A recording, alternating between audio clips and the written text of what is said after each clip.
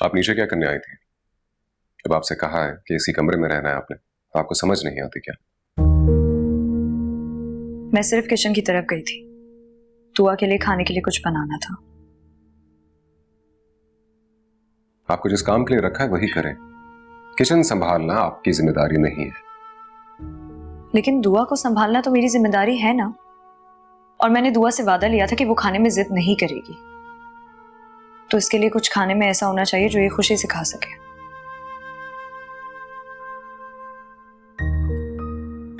आपको जो भी बनवाना है वो कुक से बनवा ले, लेकिन इस तरह कमरे से मत जाना। मामू, आपने ये पेंटिंग देखी है? नजर आफी ने मेरे लिए पार्क बनाया है। ये आपने बनाई है? जी, दुआ को पार्क में जाने का बहुत शौक है।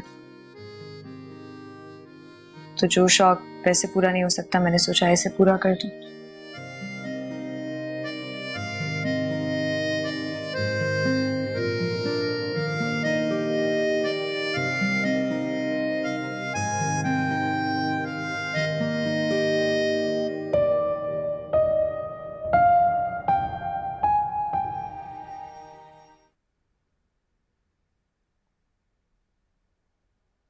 अरे भाई मुमताज बेगम, ये बताओ, आज सुबह की दवाइयां मैंने खा ली थी क्या?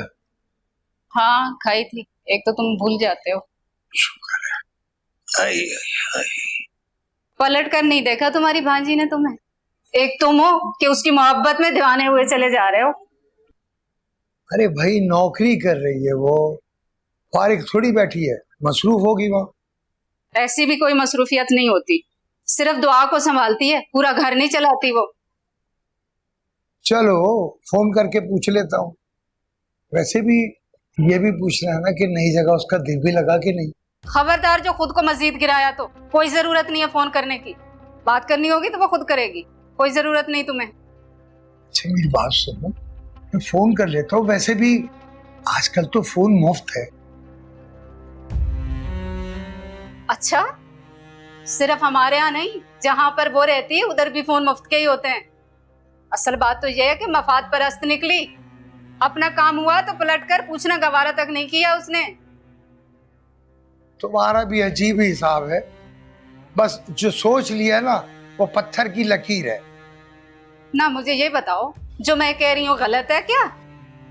जब मजबूर थी यहाँ कर रही प्यार मोहब्बत से, जब देखा कि कहीं और फायदा हो रहा तो वहां चली गई। अच्छा बस बस, अब दिमाग नहीं खाओ मेरा। मुझे इस मौजू पे अब कोई बात नहीं करनी। हाँ हाँ, अब क्यों करोगे बात? अपनी चहेती की असलियत जो सामने आ गई है। एक बात कह देती हूँ मैं, अगर वो मिलने भी आई इस घर में घुसने नहीं दूंगी मैं उसे। उधर ही रहे हमेशा हमेशा के लिए।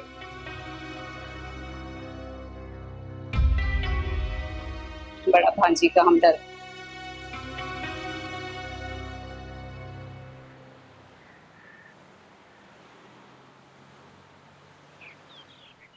सिकंदर, तुम्हारे और अंकल के बीच की रिफ कब तक रहेगी? तुम्हें उनका ख्याल है, वो तुम्हारी परवाह करते हैं, तो ये लड़ाई खत्म क्यों नहीं हो जाती? ये लड़ाई दो लोगों की नहीं, दो सोचों की है। वो खुद को बदल नहीं सकते और मैं खुद को बदलूंगा नहीं। इसलिए लड़ाई इसी तरह चलती रहेगी। इस तरह तो ये मसला कभी हल ही नहीं होगा। इस सब का असर पूरे घर और सबकी जिंदगियों पर पड़ता है। तुम जिसे घर कह रही हो ना मलिया, वो सिर्फ दौलत का एक अंबार है। और जिंदगियों पर फर्क सिर्फ तब पड़ेगा जब इसकी कोई अहमियत होगी। डैडी ने जिंदगी भर रिश्तों के बजाय दौलत को अहमियत दी है, इसलिए ये उस जगह का कानून बन चुका है। सिकंदर, अभी तो तुमने पूरी जिंदगी गुजारनी है। इस तरह कैसे आगे बढ़ पाओगे? मुझे आदत हो चुकी है मलिया, और मुझे किसी चीज से कोई शिकायत नहीं है।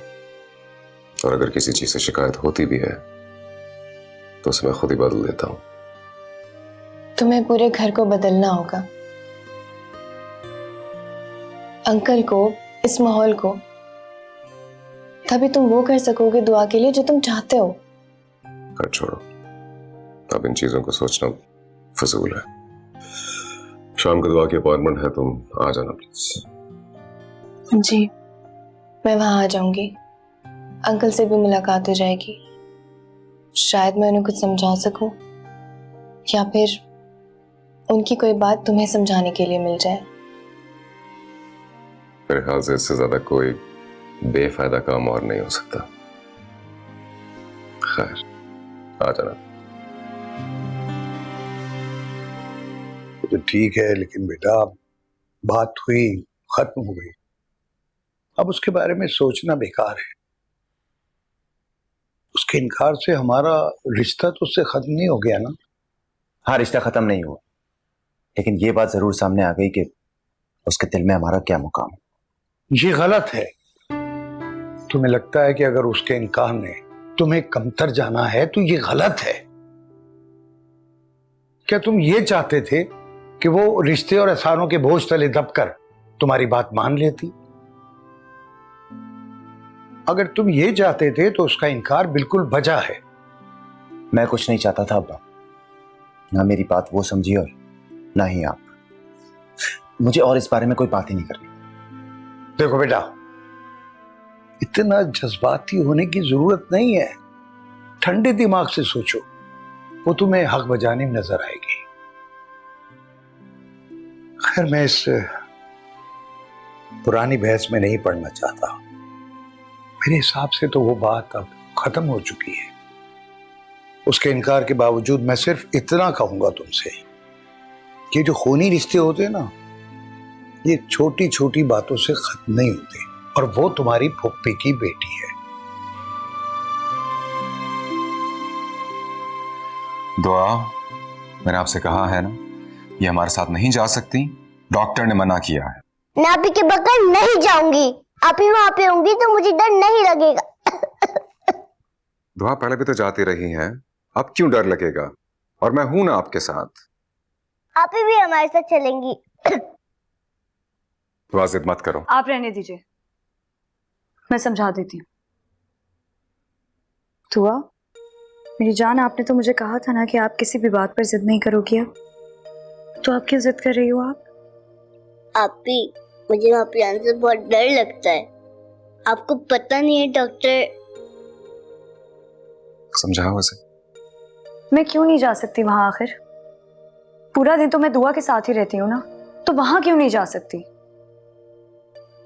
क्योंकि मैं नहीं चाहता। काश आप जिद करने के बजाय दलील से बात करना जानते हैं। दुआ, डॉक्टर अंकल मुझसे नाराज हैं, ठीक है?